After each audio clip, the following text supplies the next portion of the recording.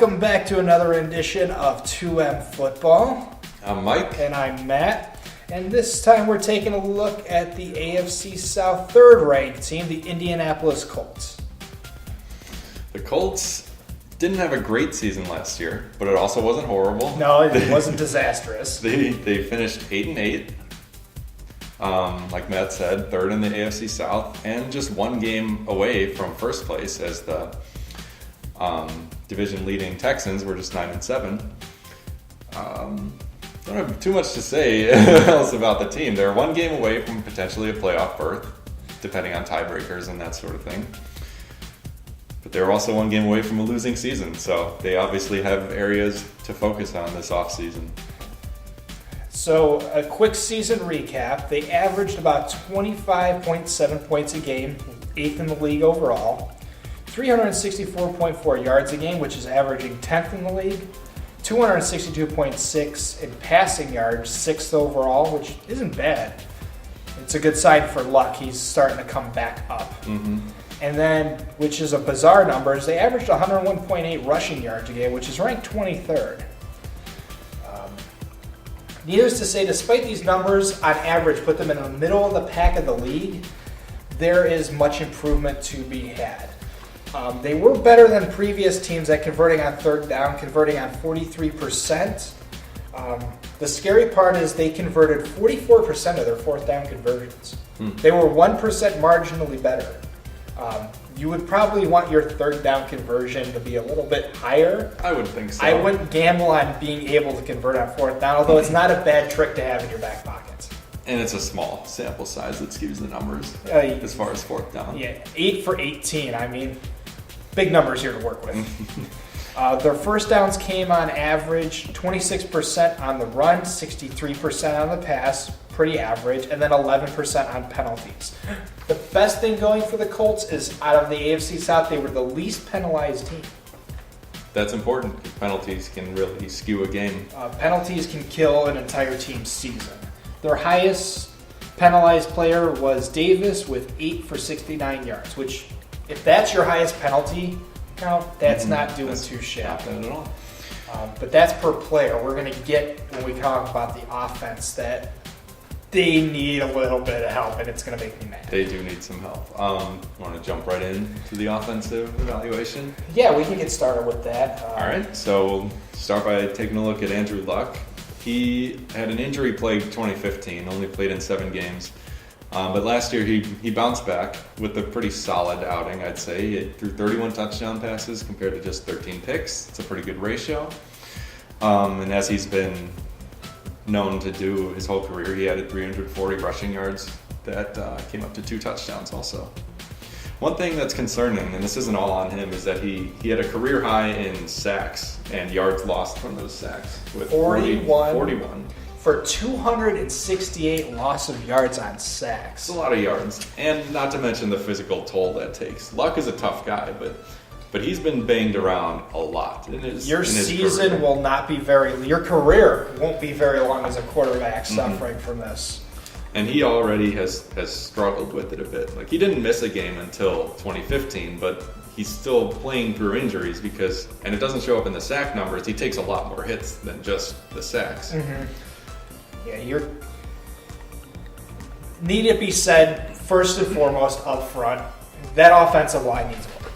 It's providing it's getting slightly better, but it's still majorly flawed. It is.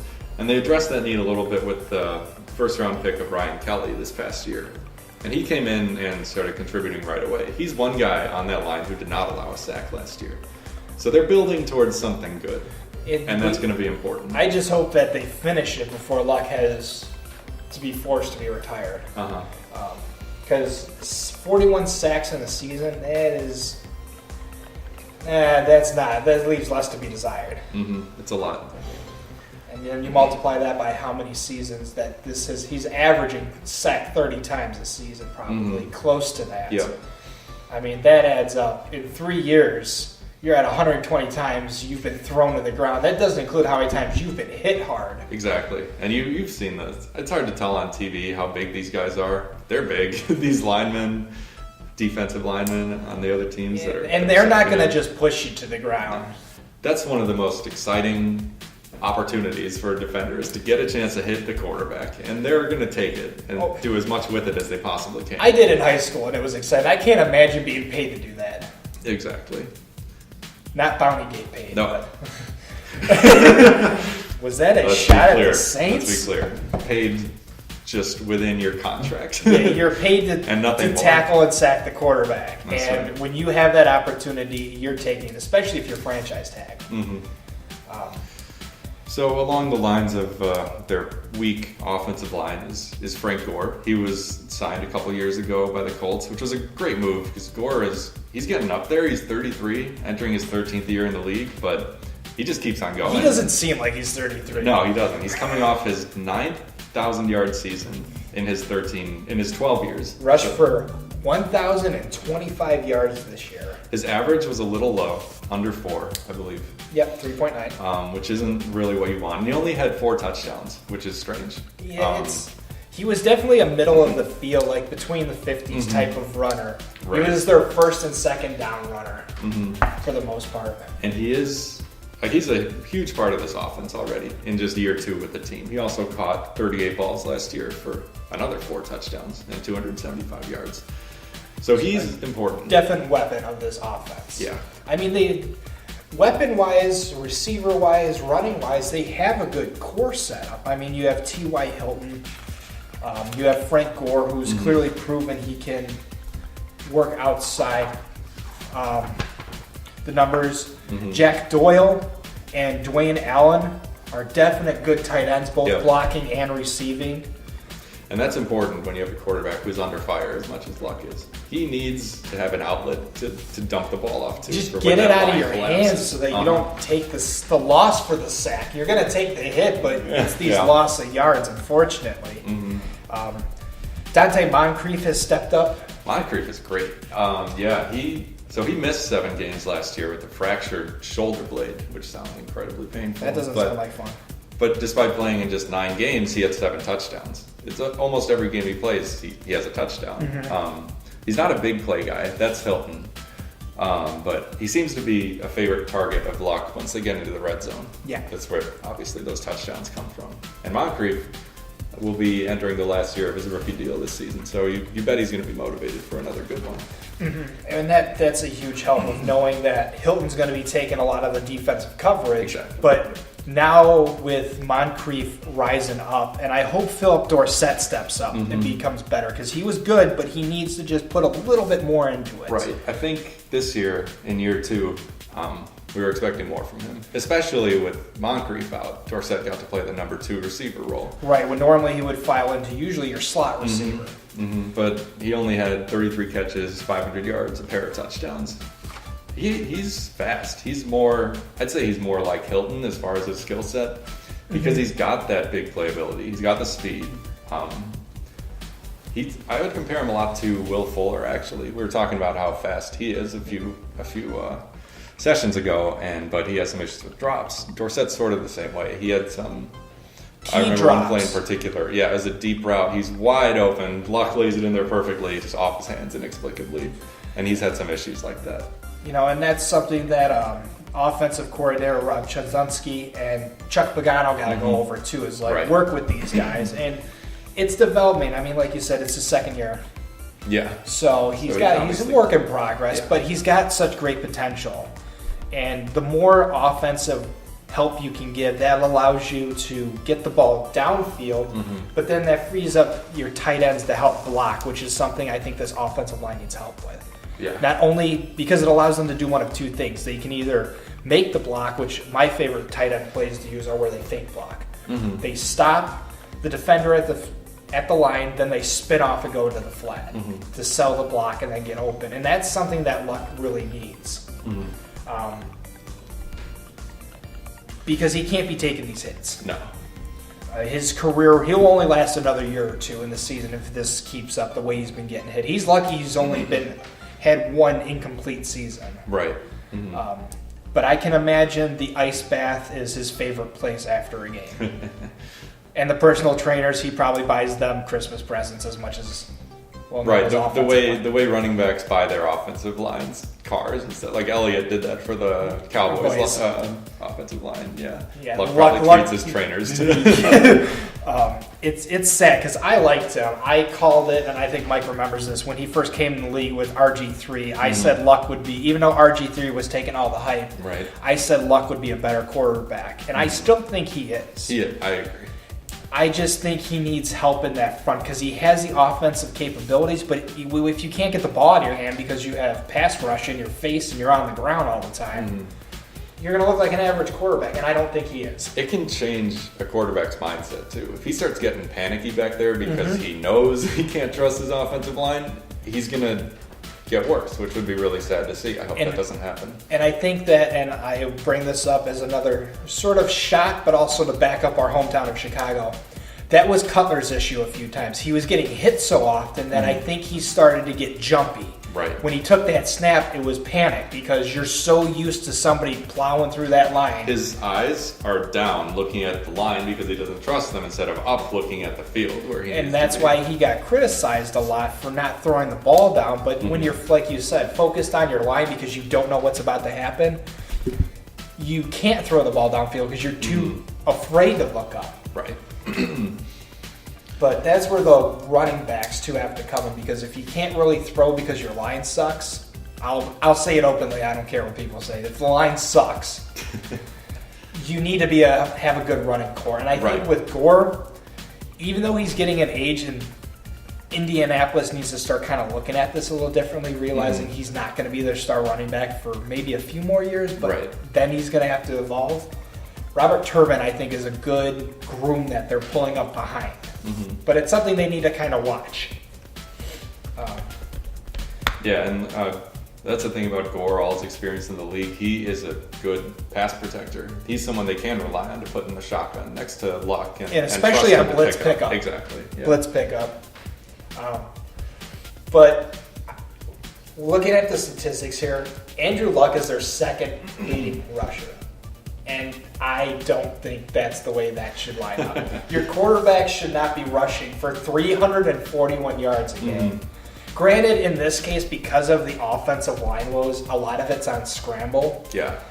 But your line should at least be well enough to allow you to scramble left or right, not past the line of scrimmage. Because this is 341 yards past the line of scrimmage.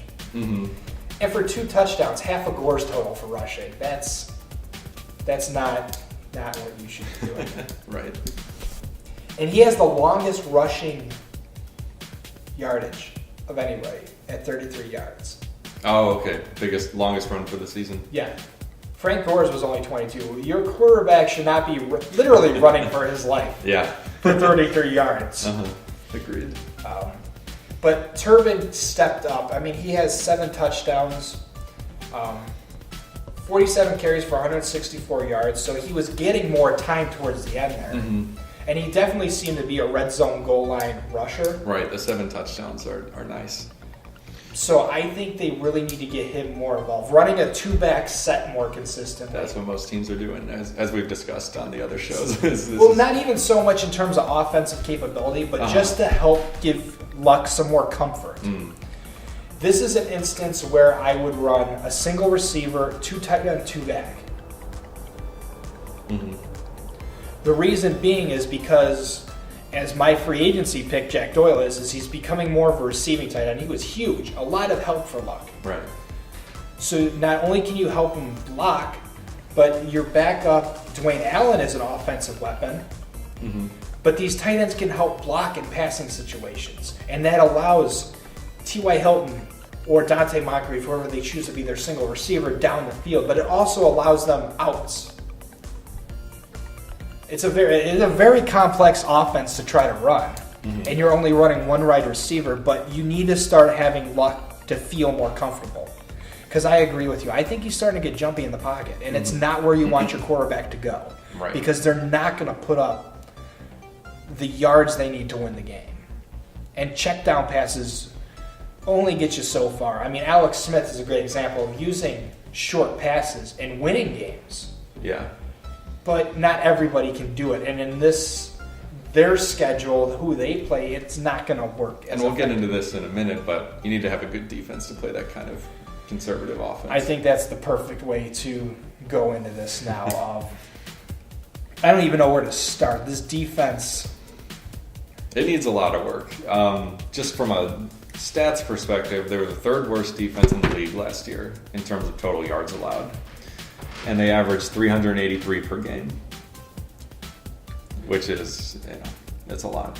And there's no one aspect of it that was good, really. The pass defense was the 6th worst in the league, and the run defense was the 8th worst in the league. So the entire unit needs as a work. whole, needs help.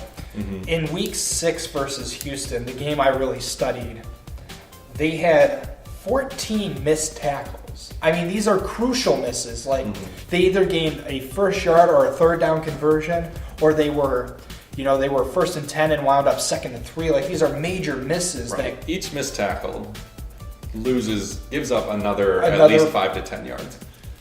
They had 3 instances of just blown coverage. Like, whoever was supposed to be there was somewhere else and not where they should have been.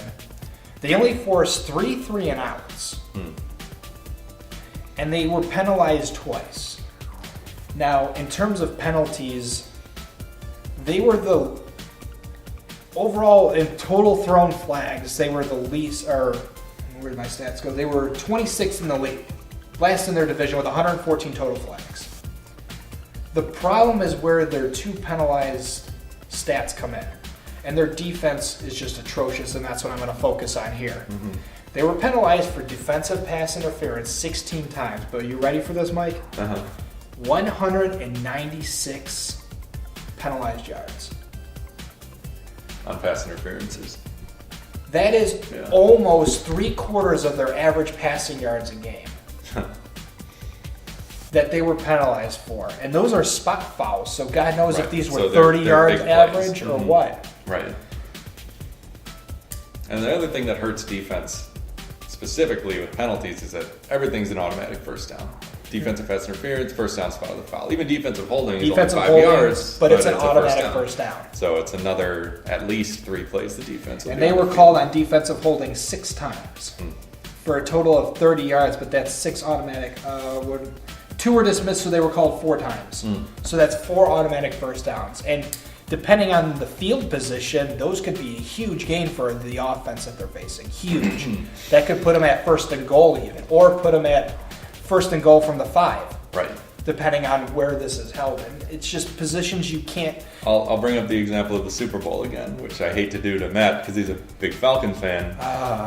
Go on. But there was one of the Patriots' drives. 3 different times on that drive, the Patriots had a 3rd down, and they didn't convert it, but there was a defensive holding or defensive pass interference that gave them an automatic first down. 3 different times on the same drive. Yeah. So the defense does everything right until 3rd down.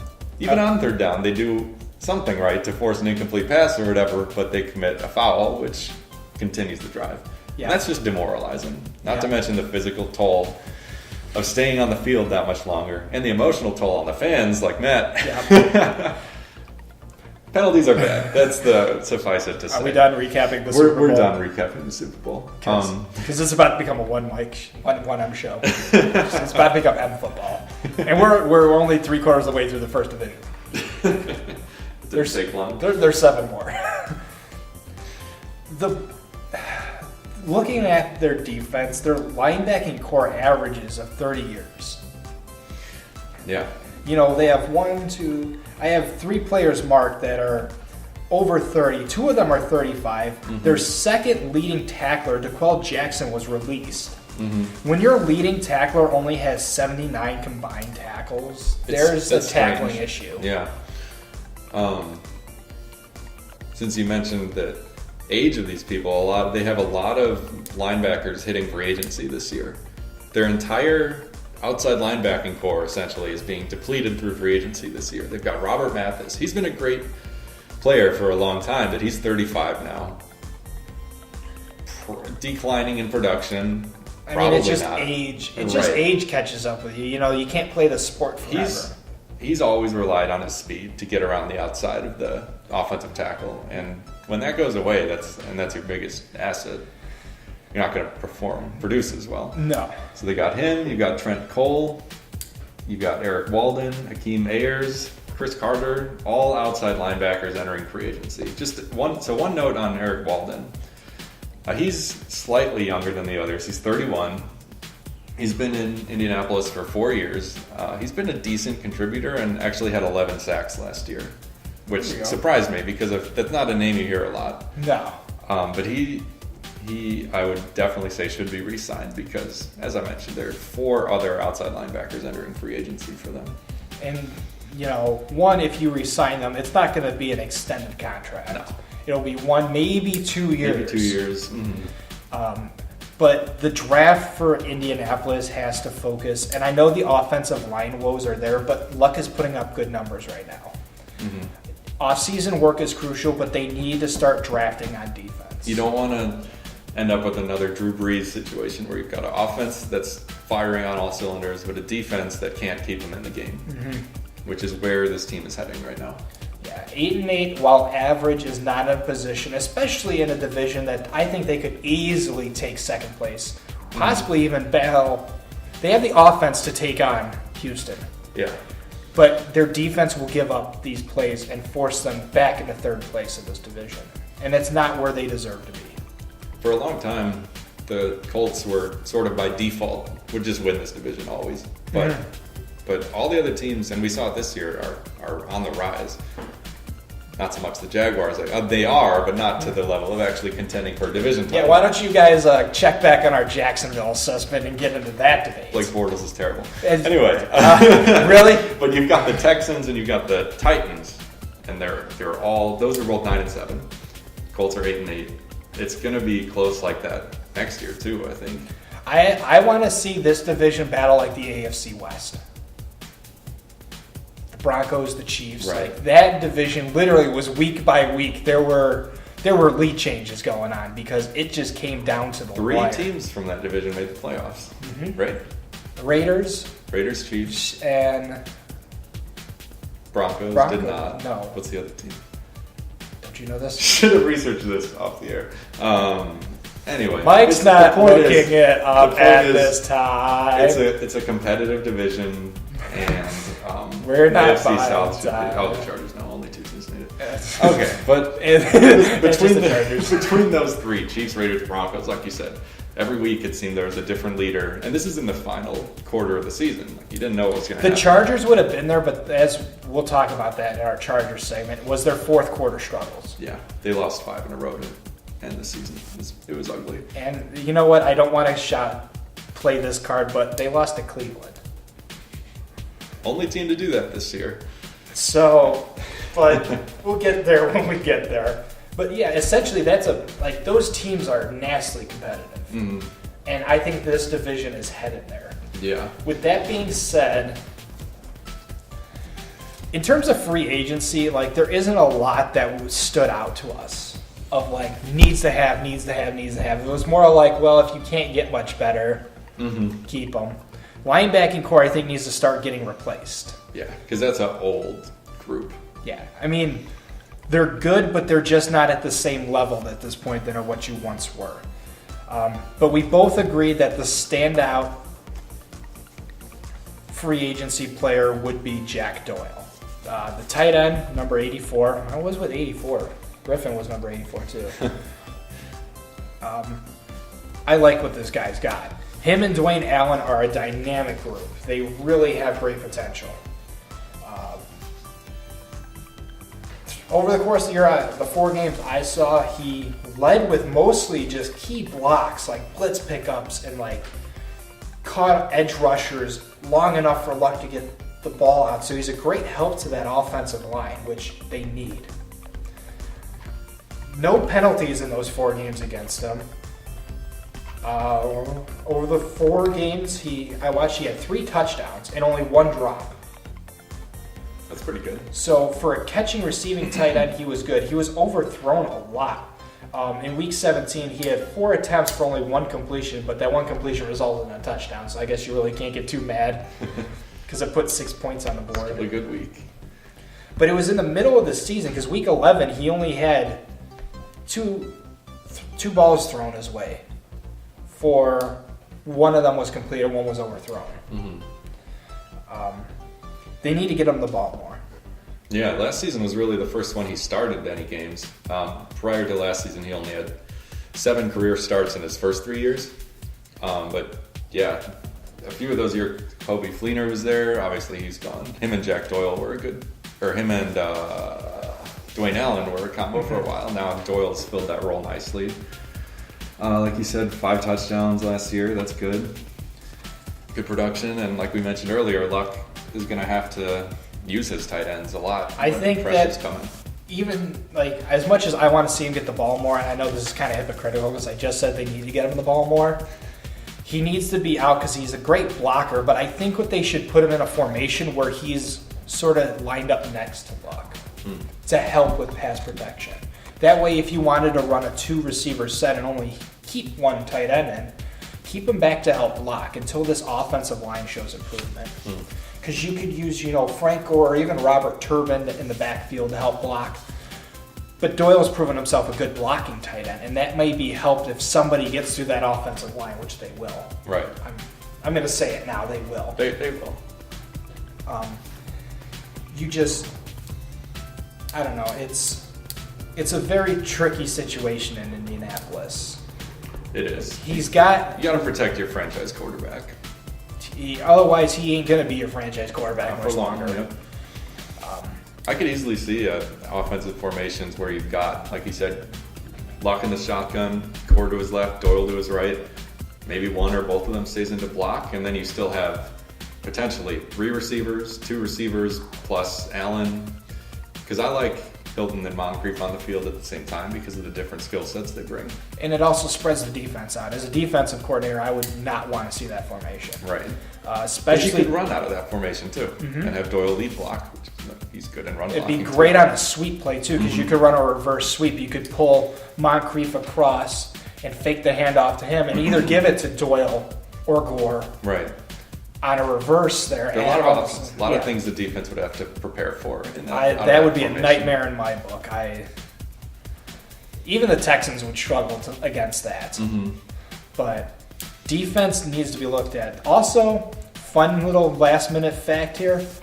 Pat McAfee retired. Yeah, we'll miss his antics off the field and his skill on the field. Which is, you normally don't talk about it, but like kickers and punters are always with these teams, but seemingly like forever. They just don't go anywhere. Right. And it was a surprise. Nobody expected it. So yeah, because he's young. So keep your eyes peeled for that because you're going to have to do something to fill that role. Yeah, I don't think Andrew Luck's going to be kicking the football. I don't think so. They've asked him to do everything else, though, for the team. Well, this is true. But yeah, final thoughts on the Colts. Obviously, they've got a good offense. They need to add a lot of talent on defense and retain at least a few of the guys that are hitting free agency. Otherwise, they're going to struggle to contend with teams. I couldn't agree more with that assessment. It's just an old core that at one point was very dominant, but unfortunately, age catches up with everybody. Yep. And especially either in the quarterback position where you're always being hit, or in a linebacker position where you're always doing the hitting. Yep. That wreaks a havoc on your body. They're both taking that impact. So I would expect them to use their picks. Maybe a first-round pick to draft a good linebacker. Second round, then work on that offensive line. Yeah. Because they need a balance between those two. Yeah, especially on the right side of that line. Because you got, I don't want to get too deep into the offense. They need help on the right side of the line. Guard or tackle. Something to help balance it out. But I expect them to probably be about in this position next year because they're going to have to rebuild. I don't see them jumping to lead the division quite yet. But I don't see them falling either. No. I think they'll be right around 500. Which is going to be good enough that they'll be in contention for the division title until late in the season, I'd say. So, thank you all once again for joining us for 2M Football and our Colts assessment this time around. If you like what you heard and like what you saw in terms of the stat charts we put up, Click the like and subscribe buttons below to stay tuned as we continue our trek through the 32 teams. We have one more left in the AFC South. Leave your comments below as well. Tell us what you think. Do you think that they should draft something else other than a linebacker or offensive lineman? Although I think that would be a bad waste of a draft pick, especially first round. But be respectful with your comments. Let's friendly debating is what we want to hear. Nothing malicious, nothing mean. And we will see you next time. See you later. Bye-bye.